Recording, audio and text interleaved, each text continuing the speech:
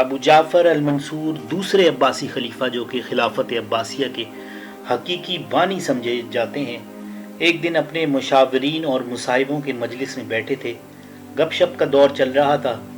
اچانک امیر المومنین ابو جعفر المنصور نے سوال کیا، کیا تم جانتے ہو کہ قریش کا شاہین کون ہے؟ خوش آمدید درباری فوراً بول اٹھے، امیر المومنین آپ اور کون؟ المنصور نے جواب میں کہا، بالکل بیکار بات کی دوستو، آج ہم آپ کو بتائیں گے کہ خلیفہ ابو جعفر المنصور جو در حقیقت خلافت عباسیہ کے حقیقی بانی ہیں، انہوں نے قریش کا شاہین کس کو قرار دیا۔ تو امید کرتا ہوں کہ یہ ویڈیوز بھی آپ کو پچھلی ویڈیو کی طرح پسند آئے گی۔ اگر پسند آئے تو اس کو لائک کیجیے گا، اگر میرے چینل پہ نئے ہیں تو اس کو سبسکرائب کر لیجیے گا۔ آئیے چلتے ہیں ویڈیو کی جانب۔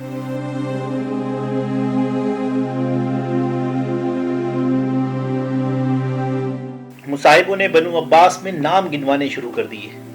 المنصور ہر ایک کا جواب نفی سے دیتا رہا، یہاں تک کہ انہوں نے بنو امیہ میں سے نام گنوانے شروع کر دیے، اور نام گنواتے گنواتے حضرت معاویہ بن سفیان رضی اللہ تعالیٰ عنہ تک پہنچے۔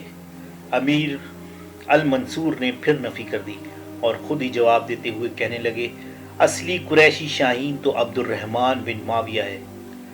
مصاحب حیران و پریشان ایک دوسرے کا منہ تکنے لگے۔ المنصور نے مسکراتے ہوئے کہا، اس کے علاوہ اور کون ہو سکتا ہے؟ وہ تنہا اندلس میں داخل ہوا اور اسے صرف اپنی رائے کی مدد حاصل تھی اور اپنے عزم کے علاوہ اس کا کوئی ساتھی نہ تھا۔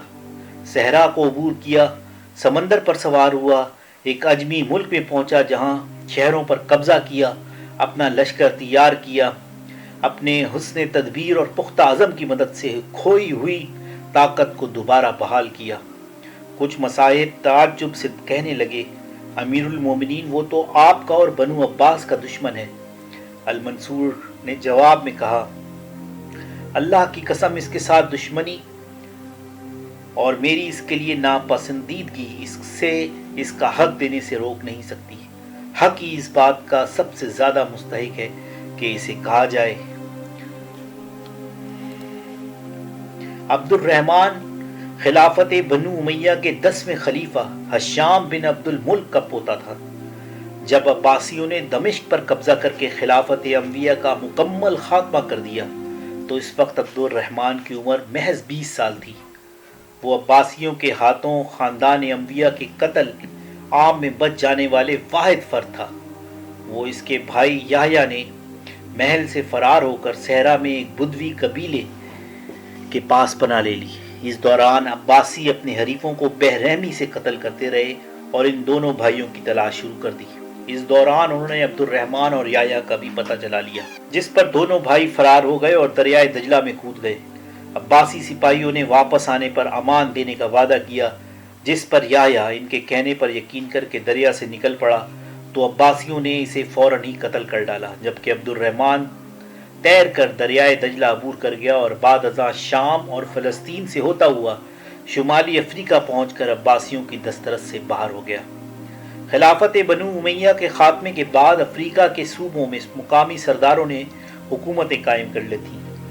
سلطنت انبیاء کی یہ سابق امیر امویوں اور عباسیوں دونوں سے آزادی چاہتے تھے، اس لیے عہد عبد الرحمن کو ان کی جانب سے زندگی کا خطرہ لاحق تھا۔ اس نے مزید مغرب کی جانب فرار ہو کر موریطانیہ میں بربر قبیلوں کے پاس پناہ لی۔ 755 میں وہ کیوٹا کے قریب موجود مراکش میں پہنچا، جہاں اس نے اپنا ایک سفیر ہسپانیہ بھیجا تاکہ وہ خاندان انبیاء کے وفادار سابق رہنماؤں کی حمایت حاصل کر سکے۔ ان رہنماؤں کی بڑی تعداد صوبہ الویرا موجودہ غرناطہ میں مقیم تھی، جہاں امیر یوسف کی کمزور حکومت موجود تھی، جو ایک قبائلی گروہ کے ہاتھوں میں کٹ پتلی بنا ہوا تھا۔ یہ افراد عربوں کے درمیان قبائلی اور عربوں اور بربروں کے درمیان نسلی اختلافات کے باعث پریشان تھے۔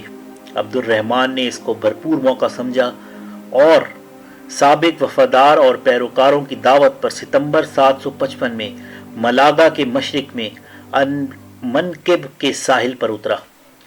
756 میں دونوں جماعتوں نے وادی الکبیر میں ایک جنگ لڑی۔ 16 مئی کو کرتبہ کے قریب یوسف کو شکست ہوئی اور جنگ ختم ہو گئی۔ عبد الرحمن کی فوج نے بہترین اسلحے سے لیس ना होने के बावजूद एक तारीखी फतह हासिल की। इनके पास सिर्फ चंद घोड़े थे, हत्ता कि इनके पास अलम भी ना था, और एक सिपाही ने अपने नेज़े पर अपना सब्ज इमामा लपेट दिया था। बाद में यही उंदलस में अमवियों का इलम और निशान करार पाया। अब्दुर्रहमान का तवील दौर हुकूमत अरब और बर्बर बाशिंदों की बगावत के खिलाफ जिद्दोजहद करते गुजरा, जिनकी अक्सरियत आज़ादी चाहती थी।